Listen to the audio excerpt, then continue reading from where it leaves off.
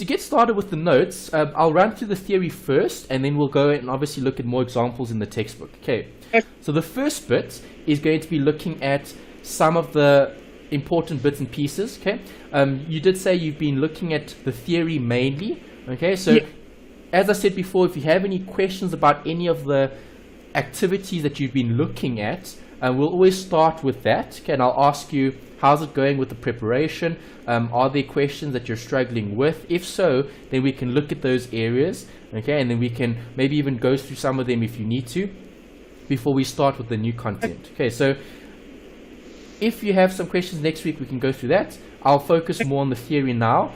When looking at study unit 2, the focus is on linear functions. So when you see the word linear, what does that refer to? Line graphs. Exactly. Okay, line graphs, so they're going to be straight. Yeah. We'll be looking at modeling. Okay, so where are we going to apply line graphs? We'll look at the application, and we'll talk about some supply and demand in terms of the economics and the elasticity of demand and supply. Yeah. First bit is this, okay, the Cartesian plane. Okay, so you've got a x and a y axis. Okay, the x is this, okay, line that runs horizontally, and then vertically you've got the y. And with x and y, we get a Cartesian plane. Okay, and all that is, it's literally just it's almost like a map, if you will. Okay, so geography, okay, and Google, they use coordinates, okay, in order to pinpoint a location. Right, so if you go into Google and you search for a location, they're going to give you the destination, and there'll be a x and y coordinates, okay, longitude and latitude, okay, for a particular location. And the same thing happens with mathematics. You're going to be taking amounts, and you're going to be plotting those amounts onto a graph, so we can visually see what's happening in terms of an increase or a decrease, or if it's staying the same. We'll have a better idea of what's happening if we look at the actual graphs. Okay, so when discussing a straight line, how many points do we need to draw a straight line? 2 points. Correct. Okay, you're going to need 2 points, and if you draw 2 points and we connect the dots, we'll have a straight line. So in this example, I've given you values. Right, so if we label the graph, we'll have 1 there, 2, 3, 4, 5, and so on. Okay, and then on the left, we'll have -1, -2, -3, -4, and so on. And then up and down, you'll have 1, 2, 3, 4, and so on. And then going down, -1, -2, -3, continuing down. Yeah. Obviously, the point in the middle here is where the two axes cross, and that's the point of origin. Okay, that's 0, 0. So when drawing a graph, I'm going to plot 2 points. So let's use green. Okay, so I'm going to plot, let's plot this point, 6 and 7. Okay, so if I go to the graph, point number 6 will be here. There's 6. I need to go up 2, 3, 4, 5, 6, 7, and I need to make a dot there. Yeah. Okay, so in terms of my line, there's 7, there's 6. And that's my first coordinate. Yeah. Okay, my first point. I need 2 points. I need 1 more. Right, so I'm going to use... Okay, let's still use green for the next one. Let's look at that point. Okay, point 0, 1. Where is point 0, 1? Well, when x is 0, so where is x 0? Here. And where is y 1? Y 1 is there. Okay, so that's the point that I'm going to be drawing. Right, in order to draw a straight line, I connect the dots. Okay, so if I draw a straight line, okay, that's not quite straight. Obviously, if I had a ruler, I would use it, but I'm just trying to link the 2 dots. Okay, if I'm linking those 2 dots, I have a straight line. And that straight line is going to show all the points for that particular graph. Okay, we can extend the line further in both directions, up and down. And that gives us a view on the actual coordinates of those points.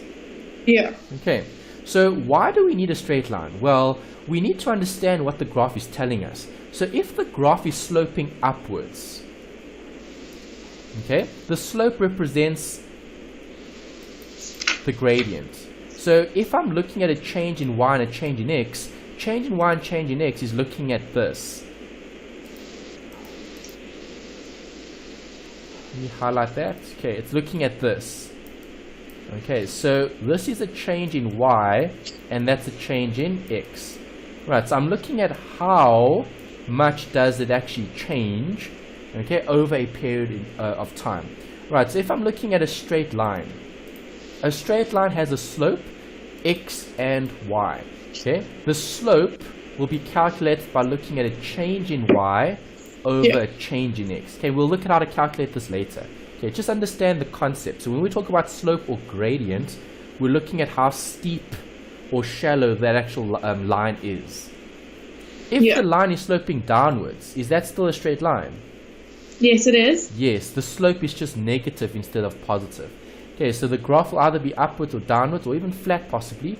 Okay, and that gives us information about the graph. Okay, what are the coordinates of the x-intercept? So when we talk about an x-intercept, remember the x-axis is where? Horizontal or vertical? Horizontal. Correct. So where would the intercept be? Where the y and x meet. No, not where the y and x meet. The x-intercept is where the graph cuts the line. So this is the x-intercept. Okay. Okay, why? It's the point where the line crosses the axis. Yeah. Okay, so what are the coordinates of that point? What will the coordinates always be of that point? Well, there's going to be a... Okay, do you want to try? It's definitely going to be a negative. Okay, well, in this scenario, it'll be a negative something, which was x. Yeah. And what is the y always at that point? Positive. No, the y is always 0. Okay. Okay, because remember, that's 0. Oh, yes. Okay, so this x could have been minus 2, or it could have been minus 3, it could have been minus whatever. We don't know what it is exactly, right? Yeah. Okay, but you said it was going to be negative something. Yeah, Okay. definitely. But the point that we know for sure is this. Okay, so how do I find an x-intercept? What must I do? I need to make y equal 0. 0. Yeah, if I make y equal 0 or 0, I then calculate or find or solve for the x-intercept. Is that okay? Yes, it is. Good. Okay, what happens with the y-intercept? What's unique about the y-intercept? It's on the positive. Okay, it's on the positive in this example because it would be here, right? Yeah. Okay, so that would be the y-intercept. So what's special about the y-intercept? It cuts to the y axis. It cuts the y-axis, good. So there'll be a y value, whatever it is, positive something, we don't know what it is exactly. And what's special about the 0? What will the 0, oh, I gave you the answer. Okay, what's special about the x? It's going to be 0. Yes, 0. Is that okay? Yes, it is.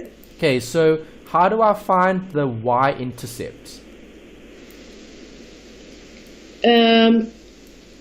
You have to get x to equal to 0. Exactly.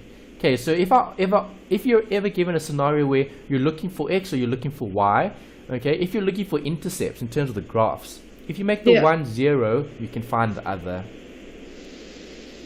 The other one. The other point. Yeah. Okay, makes sense. It does. All right, so key to take away from this slide. X-intercept occurs where y is 0. Y-intercept occurs where x is 0. That's the key to take away. Perfect. How do we measure the slope? Well, let's do a calculation. Okay, we spoke about it earlier. In mathematics, they refer to the slope as being m. Okay, it's a variable. Remember, variables are placeholders for certain things. So m is the slope. So here, I'll have m equals y2 minus y1 over x2 minus x1. Right, and I can choose any 2 points. It makes no difference which 2 I choose. Alright, so which points do you want to use? We can use minus 4, minus 3, the top one. Okay, let's use the top one.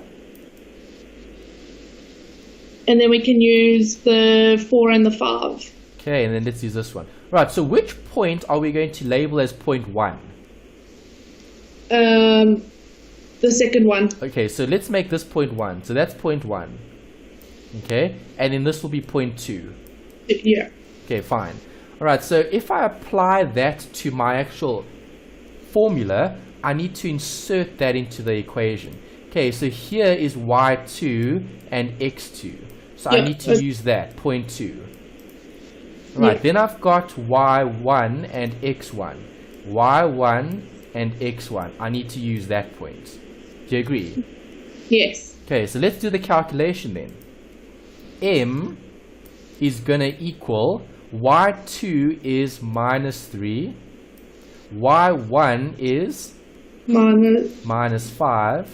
Yeah. Okay, over x2 is minus 4 minus x1 is 4.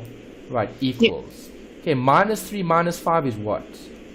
It's 8, positive 8. No. Wouldn't it be? It's 5, 6, 7.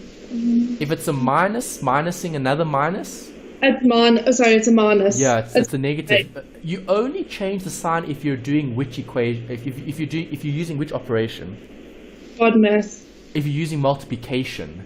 Okay. Oh, okay. So minus times minus is plus. Yes. Minus divided by minus is plus. Yeah. Okay, but minus 3 minus 5 is minus 8. Yeah. Okay, minus 4 minus 4? Minus 8. What's minus 8 over minus 8? 1. Correct. Plus 1 or 1, that's perfect. Yes. Okay, so have a look. It doesn't matter what numbers I use from the actual table. I'm going to do one more example. I'm going to use purple. I'm going to circle these last two. Okay, do you see these two at the bottom? Yes. Okay, let's do the same calculation with those two. I'm going to call that point 2. I'm going to call that point 1. Okay, so if I apply the m is going to equal y2 is 9, y1 is 7 over 8 minus 6. Okay, what is 9 minus 7? 2. And 8 minus 6? 2. And I get the same answer. Do you agree? Yes. Okay, so 1 is the answer irrespective of which 2 points I use. And the reason for that is all those lines on the same graph. Do you agree? Yes. Okay. Alright, so here's the equation that we're going to need to know. Okay, this is something that you are going to have to study. They don't give you a formula sheet in the exam, so you do need to know some of the equations. This is an important one because this helps you to work out any straight line. Y equals mx plus c. The m is the slope, which we now know how to calculate. Change in y over change in x. So in other words, y2 minus y1 over x2 minus x1, right? Okay. What's special about the c? Isn't it the coefficient or something? No, it's the intercept, where y intercepts. Correct. It's where the graph cuts the line. Okay. Okay, remember earlier, if I just go back, there's the graph. Okay, where is the y-intercept? That's the y-intercept. Yeah. Where's the x-intercept? There's the x-intercept. Yeah. Okay, so y-intercept represents the point where it cuts the line, which is given by the value of c. Okay, c is the y-intercept. Okay, so we can calculate the coordinates and we can calculate the slope. Right, we need to know both. If we've got the slope and we've got the coordinates, then we have a straight line. So those are the two important points that we need to calculate in a working. Remember, x and y are just variables. You can plot something into that equation to make it true. Yeah. Okay. Alright, so here's the table again, the one that we drew earlier. Okay, so earlier on you had to plot points, you had to join the dots, and then you had to draw a line. Now I want to know what the equation of the line is. Okay, so what is step number 1? Which points are you going to use? Okay, choose 2 points. Which points? The first 2. Okay, the first 2, the negatives. Yeah. Alright, great. So let's use those 2. Okay, then I'm going to have to work out m. Yeah. M equals. Okay. I'm going to label them. So I'm just going to call that point 1 and that point 2. Yeah. Alright, so let's do the calculation. What is y2's value? Y2 is -1. Good. Minus, what is y1's value? -3. Good. Okay, see now I'm using brackets because it's a negative of a negative. So it's -1 and then Okay. What's the x2 value? x2 is -2. Okay, minus what? -4. Correct, good. Okay, so now quickly work that out. What do I get? -1 minus -3 is what? So -1 -3. It is 2. Okay. And at the bottom? It is, so it's -2 -4. It is 2. Good. So what's 2 over 2? It's 1. 1. Okay, and have a look. We used 2 other points. I mean, this was the same as what we did earlier. So Yeah. now we've got M as 1, 3 different ways. Okay, Yeah. so it doesn't matter which points you use as long as you've got how many points? 2. Yes, that's key. Okay, so as long as you've got 2 points, you can work out any line. Yeah. Okay. All right, let's have a look at... Oh, I forgot something. Yeah. The C. Okay, do we need to work out the C? Yes. No, we don't. What's special about the C?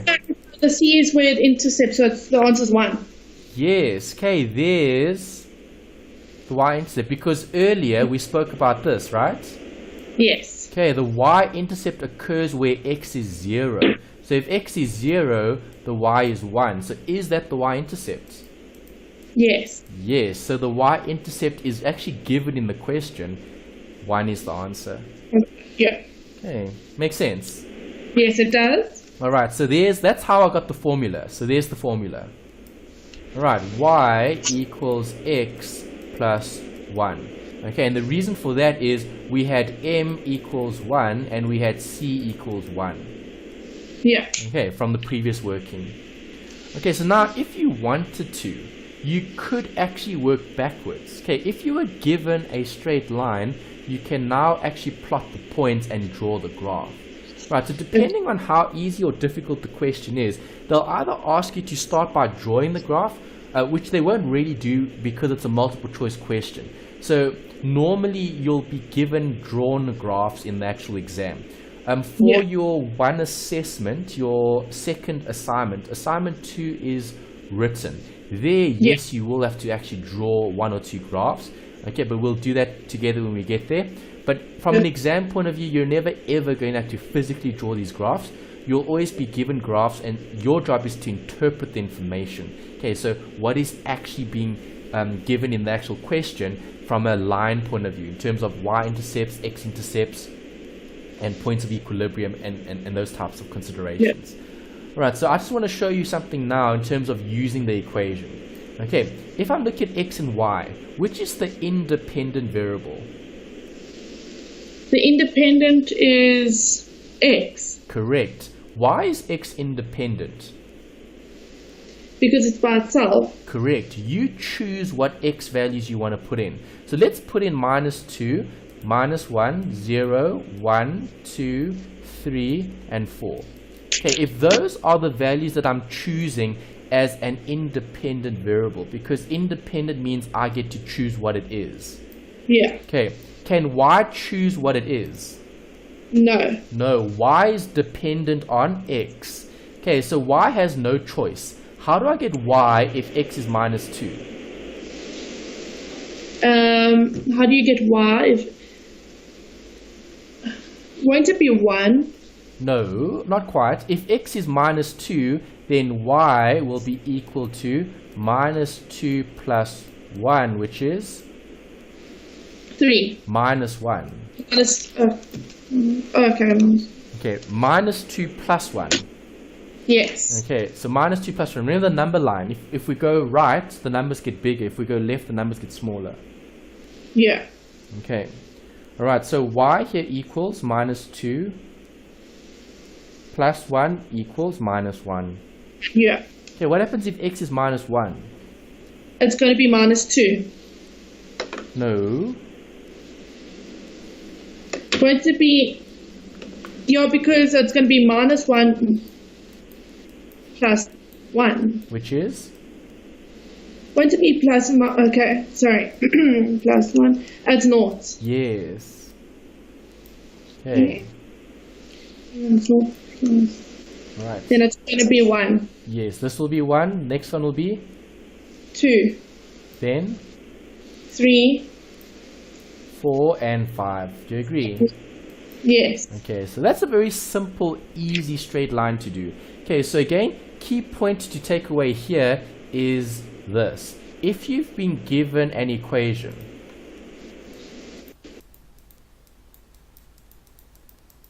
what can I do to get y? I can substitute x. Okay, so x is the important variable, right? Because whatever I put in x, okay, that's going to give me y.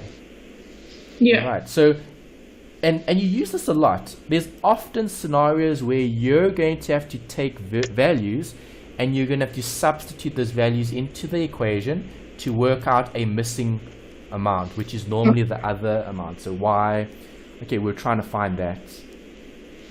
Okay. Okay. We're not going to draw the graph again. We drew it earlier, but I've put the Cartesian plane again, right? Because if I'm looking at x and y, remember x is on the x-axis, which is the horizontal, and that determines where you are, right? And then you find the y. The y can either be at the top or it can be at the bottom. It all depends on the question. Yeah. Okay. Alright, so here's another formula. Y equals 2x plus 2. Okay, so let's draw this graph. Right, let's talk about x's. So let's choose some x's. I'm going to choose minus 1. I'm going to choose 0. I'll use 1, 2, 3, 4, and 5. Okay, we want to plot the graph. Right, so let's first calculate coordinates. Remember, how many coordinates do I need to draw? 2. Exactly. So if x is minus 1, what is y going to be? So it's going to be minus 1 plus 2. No, it'll be y equal to 2 brackets. What is x? X is 1. Yeah. Then plus 2. Okay. So what is 2 times minus 1? 2 times minus 1 is minus 2. Good. Plus 2? Minus 4. No. Be careful. What is minus 2 plus 2? Minus 2 plus 2. It's not. Yes. Okay. Alright, so now we know y is 0 when x is what? What? Minus 1. Minus 1, exactly. Alright, what happens if x is 0? So then it's going to be naught. So it's going to be 2 brackets naught plus 2. So it's going to be 2. Correct. And if x is 1?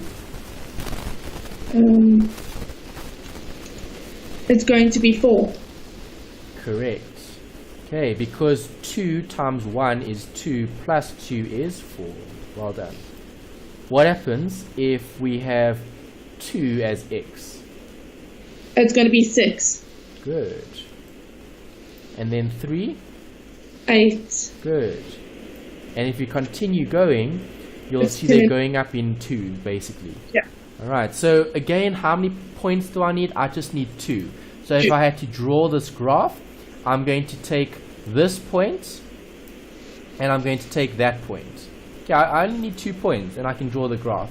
Alright, so if I plot that on my set of axes there, I want 0 and 2, so 0 and 2 is there. Yeah. Okay, and then 3 and 8 is 3. Okay, that's 3. That's 2, 4, 6, 8, and then 8 is up there. Okay, there's the other point. Yeah. Right, so if I draw in the dots, I have a straight line. Yeah. Alright, so again, as I said earlier, you're not going to have to draw the straight lines, but by drawing the straight lines, we have a better understanding or idea of how the actual graphs look in terms of their slope, what's happening in terms of plus or minus, depending on the situation. Okay, and if we've got a very steep line, okay, sloping upwards or downwards even, it could be either or.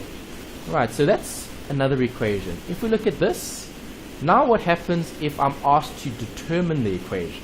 So now, am I being given points? Yes. I've been given points, right? Yes. Okay, how many points? 2. I need 2 points to work it out. Okay, so those are the points. Step number 1 is to calculate what? The Y. No, the M. Correct. What's the equation for M? So it's M equals Y2 minus Y1 over X2 minus X1. Correct. Okay, what's Y2? 8. And 1? 4. X2? X2 is 2. Y, not Y, X1? 1. Correct. And what does that give us as an answer? 1. No. 8 minus 4? 8 minus 4 is 4. Over 1, sorry. So 4 over 1 is the same as? 4. 4. Okay, we don't normally write numbers over 1. So it's going to be 4. Okay. Okay, this is right. So far so good? So far so good. Okay, so now am I finished with this question? Yes. No, I still need what to get the equation? So I've gotten the M. I'm happy with the M. You need the X. No, X is a variable that I insert. I need the... Wow. The C. But isn't that 4? No, C isn't 4. C is the intercept. Okay. And where do you find the y-intercept? On the vertical line. On the vertical line, yes. So what coordinate is always applicable to the y-intercept? North. X is always? North. 0. Okay, so if you make x 0, you'll be able to work out what? Y. Y-intercept is. Yeah, that's what we're trying to do. Okay, so we're trying to find the intercept. Do you agree? Yes. Okay, so if I'm looking at y equals mx plus c, okay, let's write that down. Y equals mx plus c. Okay, do I have an m? Yes. Which is 4. Okay, I need the c. So I need a value for x and I need a value for y. Okay, did I have the point 0 and something else? No. No, I didn't. The only points I had were which two? The first 2 points. Exactly, the 1 and the 4 and the 2 and the 8, right? Yeah. Okay, so you get to choose which point you're going to be using because both points lie on the same line. Do you agree? Yes, I do. Okay, so if I put in 1 and 4, what does the 1 represent, x or y? The X. Correct. So I'll have a 1 here, and what is the y? The 4. Correct. Okay, so what is c going to equal then? So it's going to be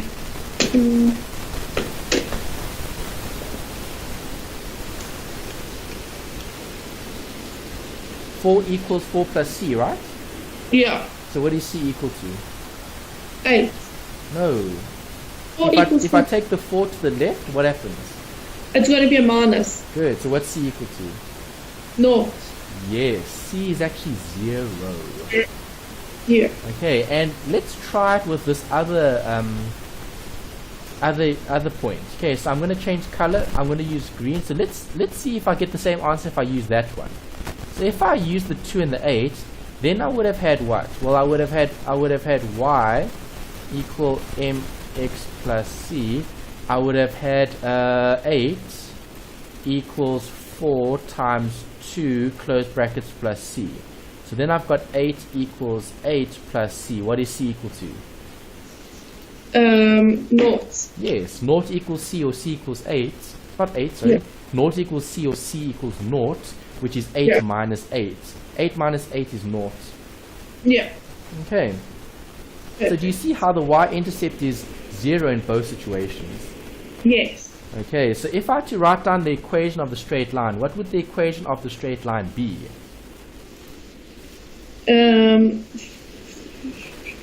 Won't it be Y?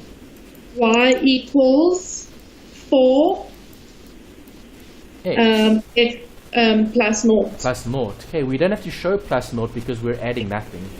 Okay. Okay, good. And there you go. You've got the equation. Y equals 4x. Yeah. Alright, so I've done that one with you. Let's see if you can do this one. Okay, so two things to practice here. The first is to practice finding m. Okay, so let's first get m, and then we'll check, and then we'll find c later. Okay. Okay, quickly find m, and then we'll check. Okay, let's check. So, you would have put... 10 minus 2. Oh. Sorry, I wrote y instead of m. Let's change that. Okay, so...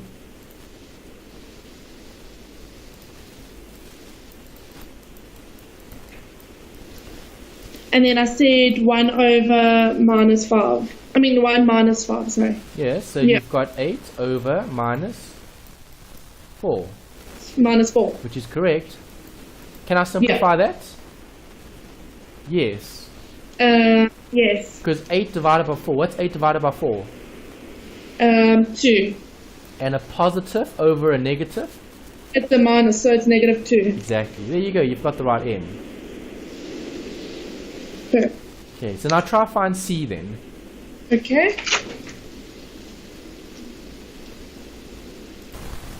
Okay, let's check. So if I'm looking for c now, I'm going to be choosing one of the points. I'm going to choose that point. Okay, so that point, I'm going to put in the 2 here. So there's the 2 equals, the m I know is a 2. Yeah. The x I know is a 5. Okay, plus c. Alright, so if I keep going with this step, I'll have 2 equals 10 plus c. So what is c going to equal? It's going to be minus 8. Yes. Okay. Yeah. Right, does it matter which number I used? No, it doesn't. No, it doesn't. Okay, so just to show you that it works the other way around, I'll do it with the other point. Okay, so if I use that point, right, I would then have 10 equal to 2 times 1 plus c. Okay? Yeah. That's 10. 10 is m. Oh, minus 2. I left out the minus. Okay, there should be a minus here. Minus there. And there should be a minus here. Sorry, I've left out a minus. So 12 was actually correct then. So I've made a mistake here with the negative. I left out the sign. Okay, let's quickly change. Okay, so I need to fix this. Okay, so there was a minus 2 here because that's the m. Alright, so I need to put a minus there. So it will be a minus there. So it will be a plus 12. Okay, so you were right. Sorry, you said plus 12. Yeah. Okay, that was correct. Okay. Okay, sorry, I left the sign out. You were right to keep the minus in because it's minus 2. Minus 2 times 5 is minus 10. Minus 10 goes to the left, becomes plus 12. Plus 12 is correct. Okay. So that was, okay, so now if we go back to the red, okay, let's change color. Okay, so back to the red. Okay, so now there's a minus there. Okay, so this will be 10 equals minus 2 plus c. So c also equals 12. Yes, okay, that's right. Okay, so it doesn't matter which way you do it. Obviously, the final answer is going to be what? 12 plus 12. Well, the final answer will be an equation. So y equals minus 2x plus 12. Yeah. Correct. Okay, and that would be the final equation for that particular question. Okay. Okay. Another one for you to try. But it says here, it's it doesn't give 2 points. It just says given y intercept equals 4 and then 2.0. Okay, there are 2 points there. What's the first point actually? The 4. The 4 and what?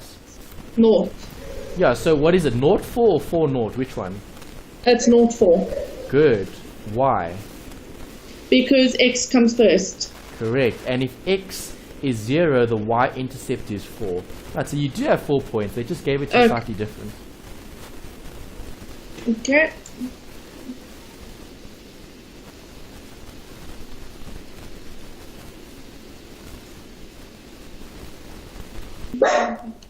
Alright, so you've got the m. That's important. So let's check the m. M equals 0 minus 4 over 2 minus 0, which is minus 4 over 2, which is minus 2. Yes. Perfect. Okay, now what? Now we have to find what c is. Do we need to? Yes. It was given. Oh, 4. Okay, sorry. Okay, yeah, remember what c represents. It represents the y-intercept. So if I've got it, I don't need to work it out. Okay, if you wanted to, you'll still get it though. So let's do it for the other line. Let's do it for this one. Okay, so if I put that in, I'll have 0 here. I'll have 2 there. And I'll have an m of minus 2 plus c. Okay, so what will that be? Well, that'll be 0 equals minus 4 plus c. So what is c equal to? C equals to 4. 4, which is what we had in the question. Yeah. Okay, make sense? It does. Okay, good. Alright, so sometimes you can use another equation, but there's no need to use 2 separate equations if one equation works. As long as you're comfortable with either one, it doesn't matter which one you're actually using. Right, this is another equation that they use for a straight line, but as I said, it works very similar to the one that we just looked at, which is the y equals mx plus c. Yeah. The y equals mx plus c is the important one. Okay, this is just additional if you want to use it. I'm going to show you how to use it, but it's not necessary to use it. You still need the m though. Okay, so to get the m, same rules apply. Okay, I'll have, I'm going to use this one as 0.2 and this one as 0.1. Okay, it doesn't matter which one I use, it's not going to make a difference. Okay, so 4 minus 1 over 2 minus 6. Okay, which is 3 over minus 4. Okay, which is minus 3 over 4. Alright, so now I've got the m. Yes. Now I can either use my y equals mx plus c equation, which I used earlier, or I'm going to use this one that I've got here. Okay, so I'm going to use the one that I've got here. Okay. Okay, so I'm going to write it down. I'm going to write down y. Okay, or let's don't write it down. Let's use the equation I've got on the board here. Okay, so let's insert this in. Okay, so this is the m. Minus 3 over 4. Okay, then I've got minus y, and I've got that there. Okay, so I'm going to use a point. I'm going to use this one because it's a smaller number. Okay, so I'm going to use that. So my y is minus 4 equals brackets x minus 2. Those brackets. Do you see that? Yes. Okay, now all I need to do is simplify. Okay, so we're going to have to, I'm going to need a bit more space here. Okay, let's try to squeeze it in. Okay, so if I work out this, okay, I'll have y minus 4. Okay, what is negative 3 over 4 times x? Negative 3 over 4x. Correct. And then minus 3 over 4 times minus 2. Times 1. It is 3 over, well, it's a half actually. So 3 over 2. Okay, you're going to have to cancel. Okay, so I cancel this. I cancel this. Okay. Okay, so I'm left with what? Minus 3 over 2. 2. Okay, Yeah. so minus 3 over 2 here. Okay, and then I need to take the 4 across. So I'll have y equal to minus 3 over 4x. Okay, minus 3 over 2 plus 4. Okay, so what do I do to simplify that? Can I group these two together? Yes. Yes, because they're numbers. Okay, so how do I solve for minus 3? What is minus 3 over 2 plus 4?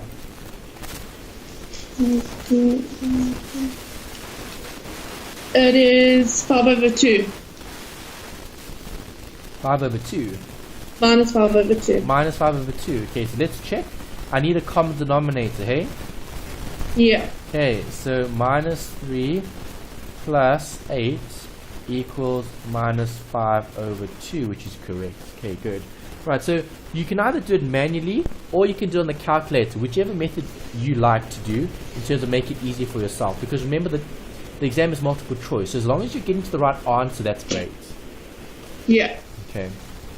Alright, so final answer here would be y equals minus 3 over 4 minus 5 over 2. Okay. Okay, and that would be the y equals mx plus c notation. Is that alright? Yes, it is. Okay. Alright, so here's another one to look at. Okay, you don't have to use that equation if you don't want to. Right, what I would suggest you do is use the old equation, y equals mx plus c. Okay, do it that way. Right, then on the other side, I will do it using this one. And then you'll see it, you get the exact same answer. So use the method that you find most comfortable. Okay. Alright, so do it the old way we did it right at the beginning, because that is the best way of doing it. Work out m, work out c, and then get the answer without too much of the arithmetic in terms of the algebra. Yeah. Okay, so first get an answer, y equals what? And then we'll discuss. Let's check the m. Okay, so I'm going to have to do the m calculation for both. It doesn't matter which equation I use. Alright, so if I first work out the m is going to be 1 minus 4 over 3 minus brackets minus 1. Okay, remember the BODMAS with the brackets. Okay, so 1 minus 4 is minus 3 over 3 minus 1 is plus 1, so it's 4, minus 3 over 4. Did you get that? Yes, I did. Perfect. So now you've got the correct m. Now just work out the c. Okay.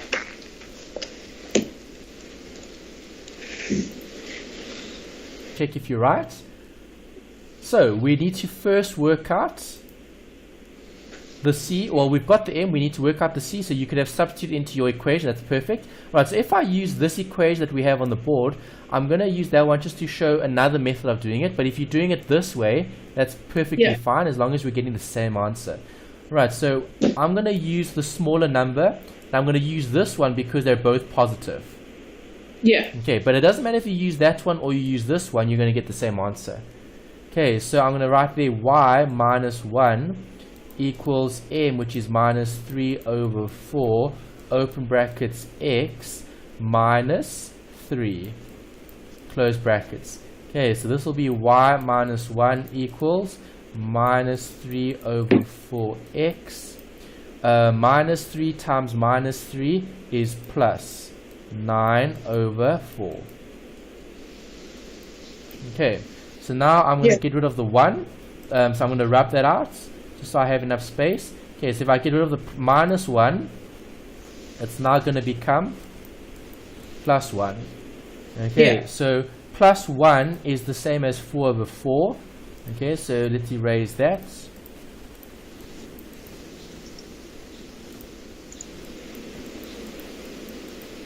Alright, so y equals minus 3 over 4x plus 13 over 4. Okay, is that what you got? No. Okay, so slightly different. Where did you go wrong? Let me have a look at your working. So which point did you use? I used the 3 and the 1 as well. Okay, you also use the 3 and the 1. Okay, great. So if I'm using 3 and 1, I'm going to put in y1 here equals Then I'm going to have an m. The m is going to be minus 3 over 4. 3 over 4. My x is going to be 3. Yeah. Close brackets 3 plus c. Yeah, which I've got. Okay, so then I'll have 1 equals minus 9 over 4 plus c. I did that. Okay, so it's minus 3. Okay, I think there's the mistake. You left out the negative. Yeah. All right. So if I take the minus 9 to the left, it becomes plus, right? Yeah. Okay. So okay, I'm just gonna rub out just so I have space to do this. Okay. Okay. So if you take it to the other side, the next line will have this. Okay. Yes. So then you land up with 13 over 4. Okay.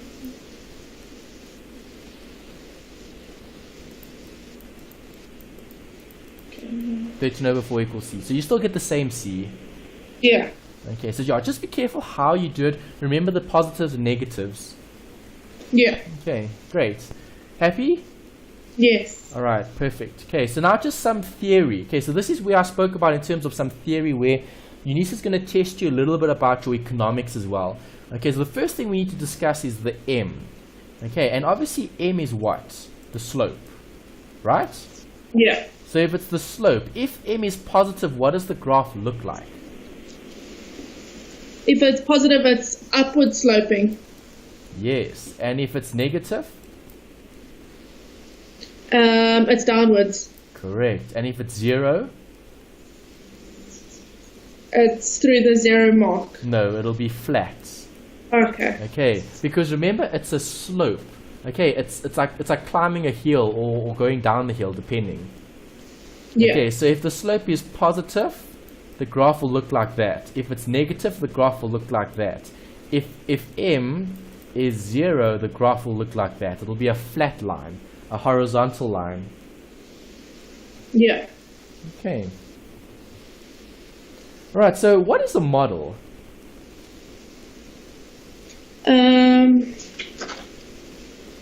What does that mean?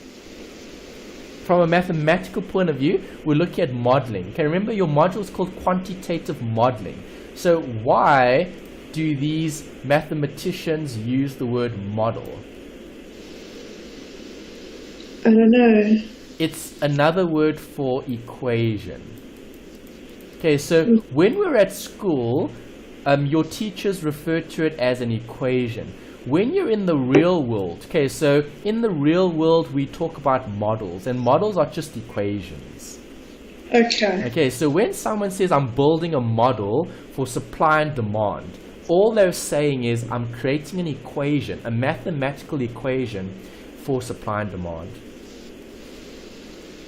Okay. Okay, so model is just an equation. That's all it is. It's a fancy word that people use in the real world. Okay, because remember, after school you don't talk about equations, you talk about models, building a model, trying to get something that represents something else, okay, in terms of an equation. Okay, so what is a variable in a model? A variable is a number. No, not a number, it's a placeholder. Yeah, it's the X or the Y or the B or the C, whatever it wants to be. Correct, exactly. Okay, good. So we get different variables in different equations or models. Right, so if I'm looking at VAT, how much is VAT in this country? 14%. Good. So if VAT is 14%, can I create a selling price, okay, taking VAT into consideration? Well, yes. Okay, how do I get selling price? Cost price? Plus markup. Good, equals selling price. Okay, so now selling price is just selling price. If I want to add VAT, okay, I'm then going to have selling price, and I could hear excluding VAT. Okay, so how do I get selling price including VAT? You have to times 14%. Yeah, you have to include 14% in the actual amount. Okay, so what I could have is selling price excluding VAT, okay, plus VAT. Okay, equals selling price including VAT. Okay, so what you could have is SP including VAT,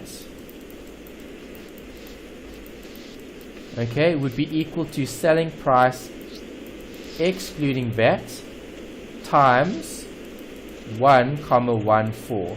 Okay, because that adds 14%. You're just adding 14%. Right, yeah. Notice all of these are models. Okay, I'm just using random examples. Okay, you're never ever going to ask, they're not going to ask you to calculate VAT or to show VAT. That you normally do in accounting. Okay, where accounting you can use an equation. I'm just trying to show you a model. So a model could be cost price plus markup equals selling. It could be selling price excluding VAT plus VAT equals selling price with VAT. Okay, they're all equations. Okay, all equations represent different amounts in terms of the subject of the equation. Okay, yeah. so don't get too bogged down by the actual equation as being a model. Just remember, a model is an equation, and if you're building a model, or if they've given you a model, they've given you something to work with that's going to help you get the X's or the Y's depending on the situation. Yeah. Okay. All right. So I've given you an example where we can apply the model. So let's use the model for VAT. Okay. So we know in terms of selling price. I'm going to write down the nice SP brackets, including VAT. Okay. On the previous slide, it was a bit small. It might have been difficult to follow with all the small handwriting, but here we've got more space. So SP including VAT would be SP excluding VAT. Okay. Times 1,14. Okay, that's a model. Right, Yes. so let's apply the model. If I've got 50 as the excluding VAT amount, where's that? That's there. Okay, so if I take 50 and I multiply it by 1.14, what do I get? 50 times 1.14, it is 57. Good.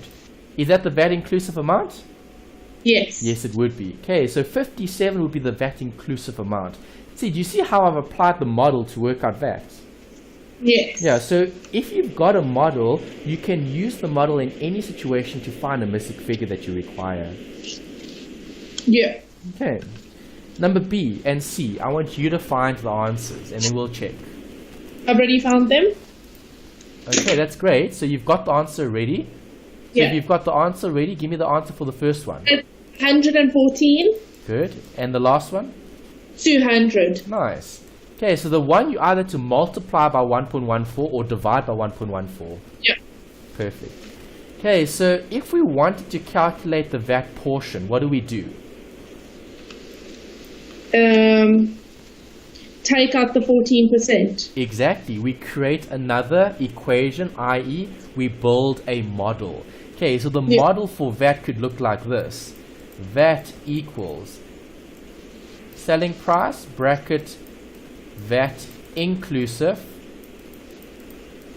minus selling price, bracket, VAT exclusive. It doesn't matter what it is. You could even build a more sophisticated model with percentages and all of that. It's not necessary. Okay, all we need to know is that VAT is the difference between the VAT inclusive and VAT exclusive.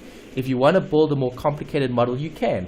I mean, there are different ways to get to the same answer. As long as you've got the right answer, that's the key. Okay, so if I wanted VAT for the first one, for example, A, what would VAT be? If you want, what would A would without VAT be? If I wanted VAT, if I just wanted VAT, if I wanted VAT for A, what would VAT be? So it's going to be 50 times 1.1.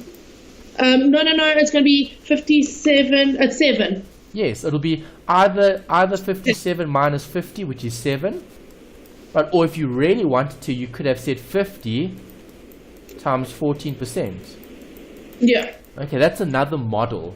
Alright, so the point that I'm trying to make here is models are just equations. That's it. Okay, you've got X's, you've got Y's, and you've got numbers. Right, it's just applicable to a specific type of application. So the type of application we're looking at here is VAT. Right, we could look at something like economics, which is what we're going to look at now. Okay, so if I've got supply and demand, remember the equation for a straight line is y equals mx plus c. C. What does the demand equation look like? Upward or downward sloping? won't it be depending if it's a negative or positive? Well, but the demand function, think about your economics. Is it always upward or downward sloping? Which is it? Supply is up, it's down. Yeah, supply is up, demand is down. So it'll be going that direction. Good. Okay, and then supply, we can draw it that direction. Okay, Yeah. so if I'm looking at the demand function, do you agree you've got price and you've got quantity? Okay, so Yeah. price is normally on the y-axis, and then quantity is normally, okay, let me write that a bit higher so it doesn't look like the x-axis. Okay, so price,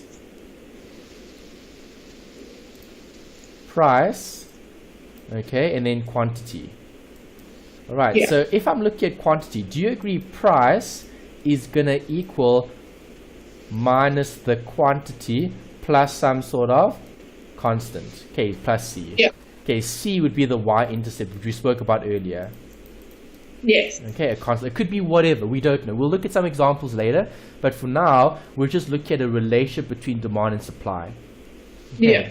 Then if I'm looking at supply, if I've got the Q here and I've got the P there, okay, same thing applies here. But if it's upward sloping, it's going to be positive, right? So it'll be Q Yeah. plus C, whatever the intercept is. Yeah. Okay, so if the one slopes up and the one slopes down, are they ever going to intersect? Yes. Yes, they will. At some point in time, they'll cross, and we call that equilibrium. Okay, equilibrium. Let me just check. Do we cover it here? No, we don't. Okay, so equilibrium you'll have to wait for the next week. Okay, in next week's module, I think we look at the what do they call those again? Oh, inequalities. That's it. Okay, inequalities where you have a range of answers. We spoke about it last week. Okay, we'll actually look at drawing some of the graphs, okay, and looking at the linear programming and so on. Okay, but for now, when looking at supply and demand, there will be a point of intersection at some point in time, and that's the simultaneous equations. Okay, Yeah. so I've got demand, I've got supply. Remember, they're just models. I'm building a model that represents demand and supply. Okay, so what happens now if I've been given this? Elasticity. Yeah. What is elasticity?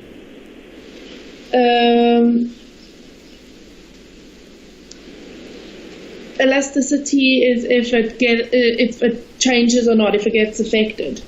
Okay, so can you think of an example? Well, won't income be the price elasticity of demand? Income? Okay, I think you're delving a bit deeper in terms of the theory. Okay, to prevent this from becoming an economics class, let's just focus on the key concept. So, in terms of elasticity of demand, okay, if I look at food and I look at luxuries. Okay. Okay, in terms of the elasticity of demand of food, okay, are you going to buy more or less food if food becomes more expensive, or do you still buy food? You still buy food. You still buy food. But if I look at elasticity of luxury goods, will I buy more or less? Less. I'll probably buy less. So when looking at elasticity, it's just looking at the degree to which you will still buy a particular product. So obviously, luxury goods have a higher elasticity of demand than food, because luxury goods, the demand will fluctuate a lot when price changes, versus food, people still need to eat. Yeah. Okay, does that make sense? It does make sense. Okay, so with price elasticity of demand, the focus in this particular module is on this equation. Okay, so you've got that fancy E type of symbol, okay, for elasticity of demand equals the price over the P minus the A. What is A representing in the equation?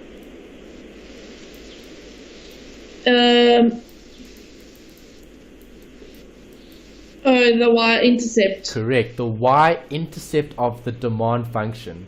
Okay, because remember the demand function we saw earlier is dependent on P and Q. Yeah. Okay, price and quantity is going to affect demand.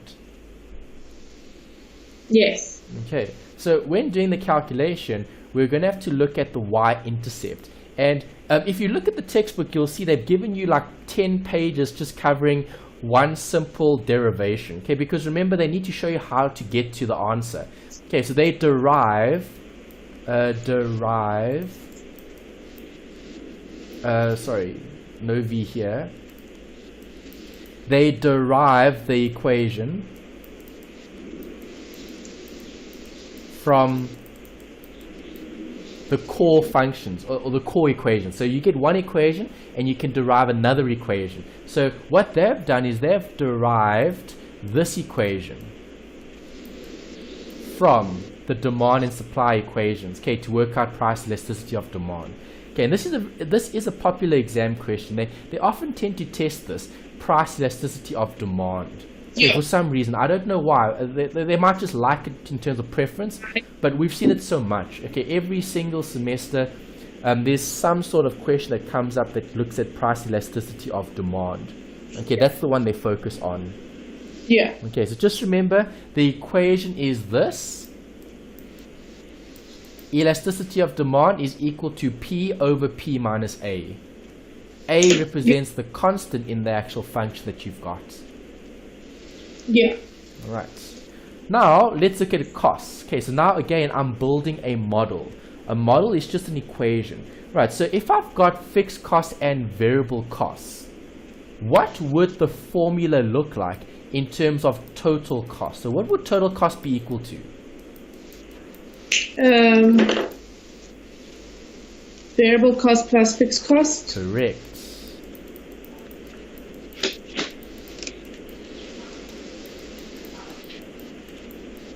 Okay, so total cost is fixed plus variable. Is fixed going to change? No. No, so total cost would be a constant. So as an example, e.g., okay, total cost could be something like 100 plus variable cost, which would depend on the number of items bought. Okay, so then you'll have a constant, maybe 2 times quantity. Okay, and that could be your total cost function. Alright, so the total cost of manufacturing Q, which is the quantity of products, would be dependent on that particular equation. Yeah. Okay, TC equals 100 plus 2Q. Exactly. Okay, this is an example. I randomly came up with an equation. Obviously, it'll depend on the question that you've been given, but you were right when you told me that fixed plus variable gives me what? Total cost. Total cost. And that would be the model for cost. Okay, so cost is dependent on fixed and variable. Okay, now let's talk about revenue. How do you calculate revenue? Total revenue minus fixed revenue. No, isn't it fixed minus total? Okay, with total revenue, there is no fixed and variable. Revenue is revenue. How do I get it? Total cost minus fixed cost. No, think about your accounting. How would I work out total revenue? Well, think about it. Let's say you're selling something. If you're selling something, how would you work out your total revenue for all those things that you're selling? The quantity and price. Perfect. So total revenue is the price times the quantity. That's the model for total revenue. Okay, take the price for each unit. So that's price per unit times the number of units. Yeah. Okay, now we're building a model. Okay, so revenue is price times quantity. Okay, cost is fixed cost plus variable. Yeah. Okay. Alright, so here's an example. What is price elasticity? Can you describe it to me now? It's the amount that's going to change in connection with your income. Okay, related to demand and price. Quantity and price. Well, the more, the greater the price, the less the quantity. Possibly. So if we're looking at price elasticity, it's the extent to which demand will change based on the change in price. Yeah. Okay, so we're looking at the degree to which something is going to be changing based on something else. Okay, so what variables do I use?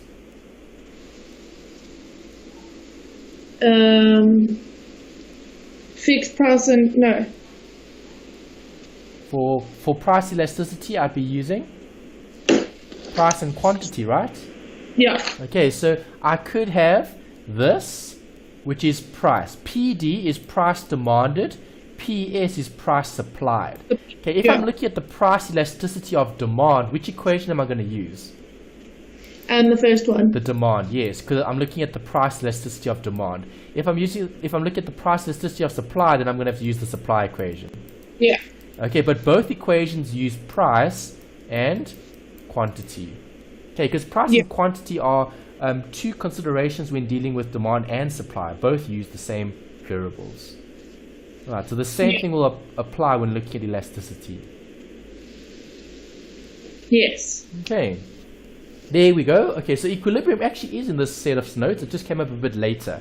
Alright, so earlier we spoke about demand being downward sloping and supply being upward sloping. So what is equilibrium? Equilibrium is when the price equals the quantity supplied. Good. No. Yes, when the demand equals supply. Yes, that's right. Yeah. Okay, when the demand equals the supply. Okay. So, I haven't put any examples there yet because we're going to look at the ones in the textbook. Maybe just to describe this a bit more in detail. Okay, what does price demand equal? The constant? Okay. Constant plus quantity times a variable. Yeah. Okay, so maybe 3Q. Okay, and then price supply equals a constant. Okay, let's give the constant a number, 100 or 10. Okay, and then let's make this 20. Okay, plus supply would be, it'll be minus actually. The one will be plus, the one will be minus. Okay, because price will differ based on demand and supply. Okay, so in this particular question, okay, I need to make that a minus because it's downward sloping.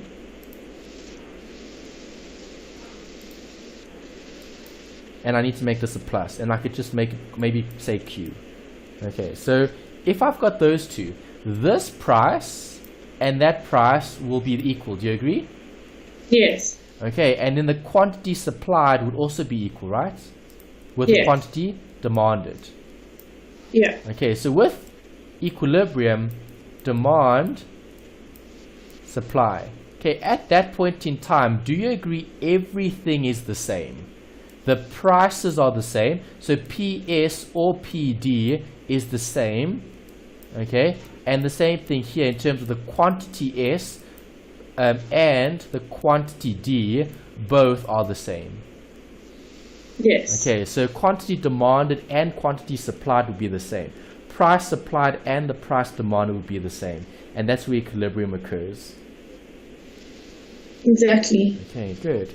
Alright, so that takes us to the end of the notes. Okay, now we need to look at more examples. Okay, so I am going to encourage you to try to do more examples in terms of the study guide as well as the textbook. The textbook is probably better to look at because there are more examples that you can do there where they also give you some answers. Okay, so I'm going to take it back to the blank slides here. Okay, so I can do workings. Okay, so let's have a look at a few of the examples. Right, so I'm going to quickly grab the textbook and then go to the chapter and then we can find some questions to look at. Okay. Okay, yeah, the slope is the m. So in this example, on page 68, they gave you the following line. So y equals 10 minus 2 comma 5x. Okay, so if I write that equation in this format, does it change the y equals mx plus c in any way? No. No. Okay, so what is the m? Won't it be 8? No. What is the m? The number in front of? The 5 and the x. So what is it? 5. That's the slope. Yeah. Okay, the slope is 2 comma 5, minus 2 comma 5. So is this graph upward or downward sloping? It's downwards. Exactly. Okay, what is the intercept? Y-intercept. It's 10. Good. Okay, so see, this is what you're going to have to practice doing, is interpret information. That's the key. All right, so when I have an equation like that, just keep it simple. The equation that you learned was y equals mx plus c. M is the number in front of x, and c is the constant. So minus 2 comma 5 is the m. And the number that I have separate from this is 10, which is the c, which is the slope. Yeah. Is that okay? It is. Okay. Perfect. Let's look at another one. Okay, let's look at this one, because now you need to manipulate the actual equation. So let's do this one. I'm going to look at number 1 still, but I'm looking at number 3. Okay, so 4y plus 2x equals 60. Okay, so what do they want? They want y equals mx plus c, right? That's our objective. Yeah. Okay, so now we need to use a little bit of our maths from last week to help us with this. Do I have the equation as y equals mx plus c? Yes. No, I don't. Okay. I've got y and x on the left. Yeah. So do I want the y's on the left? Yes. Yes, so keep the y on the left. What do I want on the right? The x. Correct. So if I take plus 2x on the left to the right, what happens to it? Minus 2x. Good. And then what happens to 60? Plus 60. Correct. Okay, is that in the format y equals mx plus c? Yes. No. No, we have to get it to y equals mx plus c, but it's still got the y on the left and the x on the right. Yes, but what must I get rid of this side? The 4. So you have to Correct. divide it by itself. I divide it by 4. So if I divide that by 4, I must divide everything by 4, right? Yeah. Okay, so then 4 over 4 is what? 4 over 4 is naught. Is 1. Oh, sorry, yeah, it's Okay. 1, but you don't put it in front of it. Yeah, you don't put the 1 in. Okay, minus 2 over 4 is what? Minus 2 divided by 4, it is minus 1 over 2. Yes, and then 60 over 4 is? 60 divided by 4, it is 15. Okay, so now can I identify the slope? Yes, Correct. What is the slope? it's downward sloping Why? because there's a negative. Good. So the m is? Negative, so it's downward sloping. Correct. Minus a half. Yeah. Okay, what is your intercept, your y-intercept? 15. Good. So that's the answer. Okay, so now go to the back of the book and check it. Have a look. Do they give you C as 15 and M as minus a half? Yes. Okay, you've really got it. What page do you find it on? I need to go check, but let me check. Okay, I've got it here. Page exercise 2.3. It's on page 572. Okay, let me get it. So it's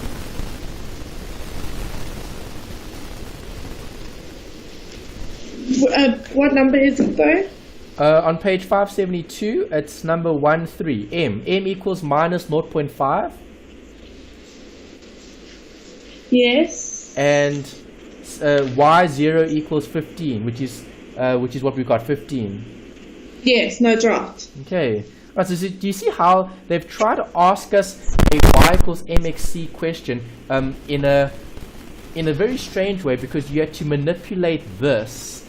You had to get rid of all of those extra numbers so that it's in the format y equals mx plus c. If it's in the format y equals mx plus c, then you can read the m, which is the slope, and you can read the y-intercept, which is the c. Okay. Yeah. Is that alright? Yes. Okay. Let's have a look at one where we've got the equation. Let's see. there another one in this example, in this exercise?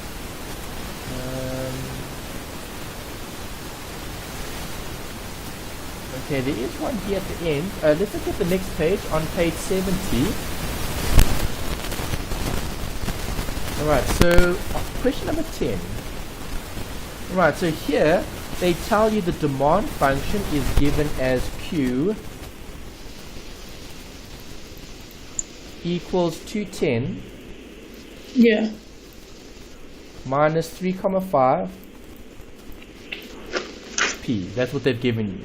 Right, where P is the price in pounds and Q is the quantity, number of crates. Right, so number 1 says,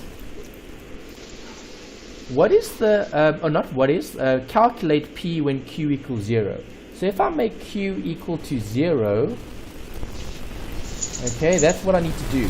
What's the equation going to look like?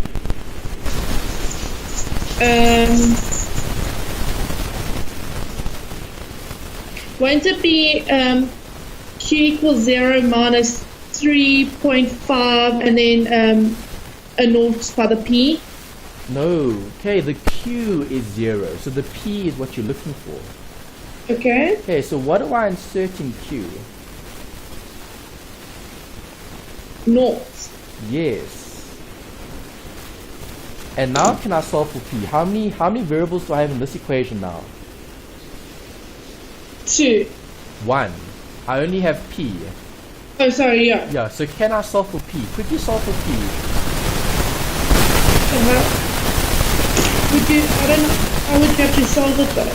Okay, so I take P to the left. So what happens here? Does it become 3,5 P Yeah. equals 210? So how do I get P by itself? You divide it. By how much? 3,5. Perfect. So? I'll do to one side, you do to the other. Correct. Good. That's exactly right. Okay, so if I divide this by 3.5, It's 60. what do you get? 60. P equals 60. 60. Okay, P equals 60. Alright, so those are our working. So now if you go back to the back of the textbook, and we look at 372, come on, 372, where are you? 372, there's it. Okay, and if we look at question 10 answer, when P equals 60, they said there is no demand for new potatoes. This is P equals 60. That's correct. Okay, because when price equals 60, the quantity is 0. So there'll be no demand for the potatoes. Alright, because the price will be calculated here is 60. Okay. Does that make sense? Yes, it does. Okay. Alright, so let's have a look at the second one, number 2. Alright, what is the value of Q when P is 0? Okay, so now what are you looking for?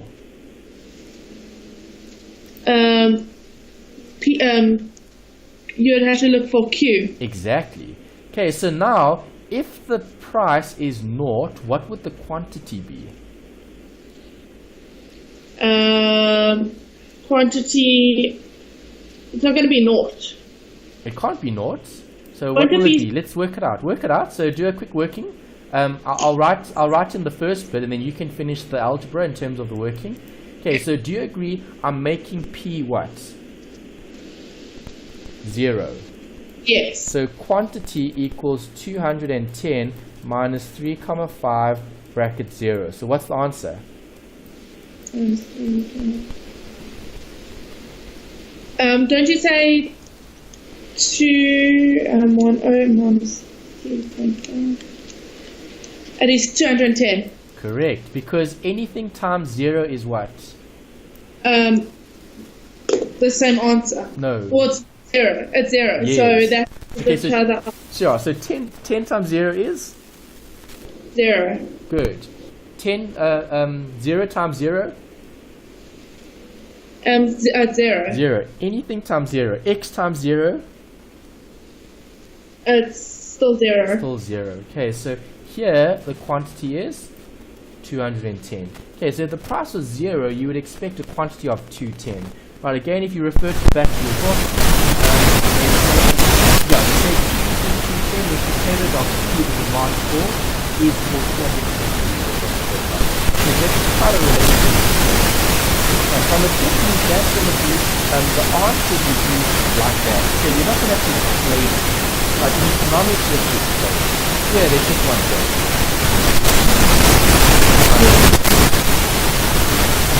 Yes, they only want the final answer, they don't want the full working. No, they don't. Yeah, they just want the final answer. They don't need the full working, but you need to do the full working to get the answer. Yeah, but what I was saying is, in terms of the answer, you don't need to explain it. So you don't have to explain why the quantity is 210 based on what they've given you. Obviously, in their solutions in the textbook, they're a lot more detailed. But in the UNISA assignments and the past papers, they don't test your application of the actual answer. So here we know that the final answer is 210 kilograms of potatoes, but we don't need to explain that any further. 210 is all they're going to want. Yeah. Okay. Alright, don't worry about plotting or drawing the graph. That's not something that we're going to have to do. Okay, I want you to do B. Let's see if you can do B, looking at these equations. Okay, we will do lots of these later on when we actually look at past papers and assignments. It'll be better to do those because then you'll get a better understanding of the actual level. The textbook, some questions are a bit more difficult than you actually need to do. Okay, so focus on your study guide. In the study guide and tutorial lecture that Lisa would have sent you, they would have given you specific numbers that you should be referring to in terms of working. So they literally tell you, go to exercise 2.3.2, and they say do these examples, do these ones, because that's the level that they're testing their assignments and their past papers at. Okay, alright, so let's do this one then, and then we'll wrap up. Let's see if you'd be able to work out the P and the Q here. Alright, so this is supply. Okay, P equals 0.25 Q plus 22,5. Alright, so broken, I want P when Q is 0, so that's number 1. Okay. What is P? And then I want number 2. They want Q. What is Q? Right, obviously when P is 0. Okay, so 2 for you to try. See if you can do those 2. Alright, what did you get for P? Minus 90. Okay, minus 90, and Q? I haven't done Q yet. Okay, it's fine, we'll do Q later then. Let's first check your P. Alright, so if I'm looking for P, P is going to equal 0.25. What is Q going to be? naught. Right? Plus 22,5. So what is P? P, I said it's minus 90. No. I don't know. If I multiply, if you type that into your calculator, anything comes naught is naught. Sorry, it's just going to be 22.5. That's it. Okay, let's check at the back. Let's have a look. Yes, that's right. P equals 22.5. Good. Okay. And then Q?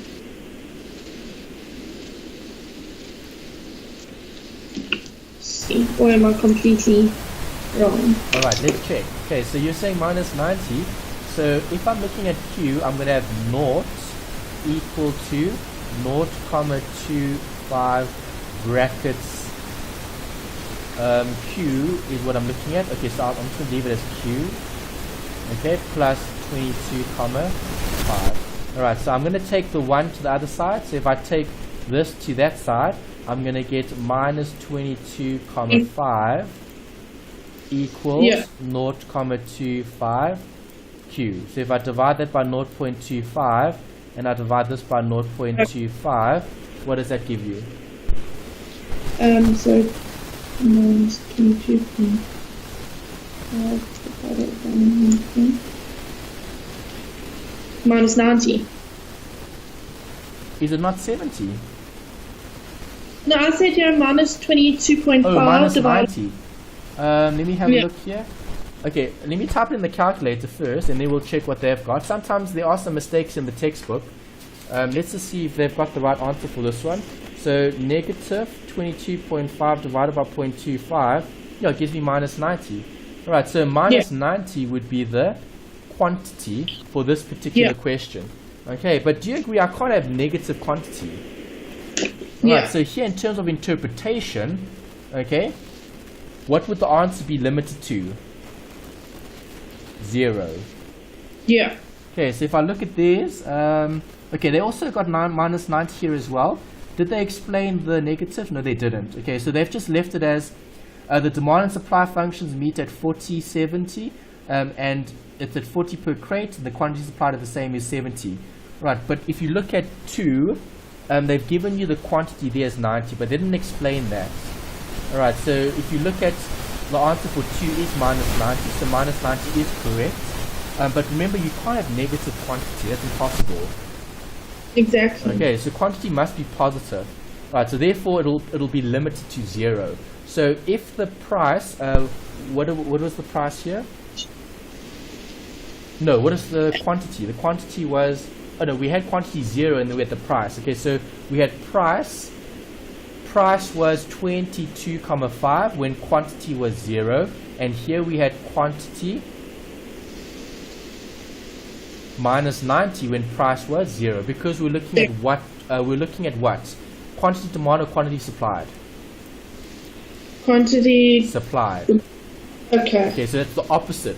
Okay, because remember we look at suppliers. So suppliers will supply more when the price is higher than when the price is lower. Okay, so for example, in this scenario, if we have to interpret, no one is going to want to supply goods if the price is 22.5. Right, but if it's more than 22.5, then they're starting to supply goods because the graph is going to be upward sloping. Yeah.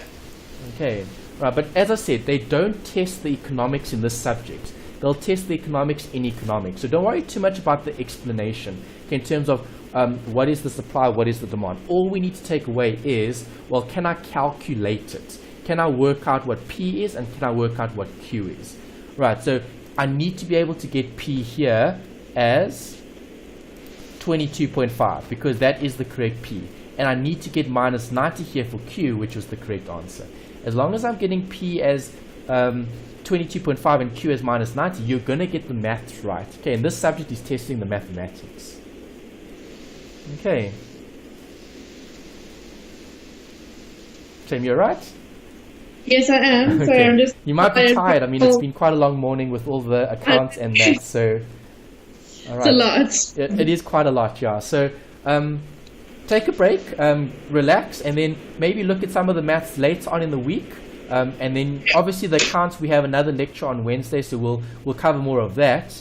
In terms of the mathematics, you need to try to do some examples during the week as well. We're actually doing well in terms of progress. So there's going to be a lot more time for past papers and assignments that we can actually sit and do questions that UNISA has sent you to practice the actual theory.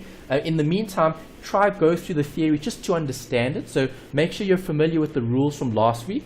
Okay, we've actually looked at quite a lot of the rules again here in terms of like pluses and minuses, brackets and multiplication, division, right? And then some of the equations as well, right? All of that is the basics. In this module, the only thing we need to remember is the equation for a straight line, which is what? Y equals mx plus c. Good. And where do the y-intercepts occur? Where do the y-intercepts at the c though? Yeah, well, the y-intercept is the c, and where does it occur? When x is equal to what? 0. Good. Where do I find the x-intercept?